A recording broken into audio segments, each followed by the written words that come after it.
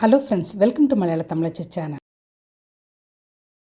Bombay toast காரத்துக்கு bread slice, பால், salt, chilli flakes எடுத்துருக்கேன். உங்களுக்கு வேணால் பெப்பர் பொடியும் எடுத்துக்கலாம். எக்கு, இவ்வளோதான். எக்கு,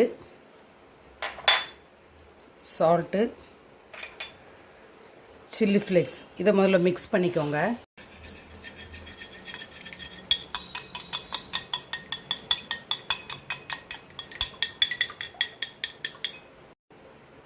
இதில் பால் ஊற்றிக்கோங்க.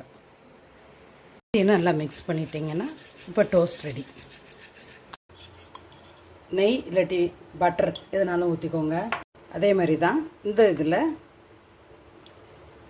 முக்கி எடுத்துகிட்டு போட்டுருங்க.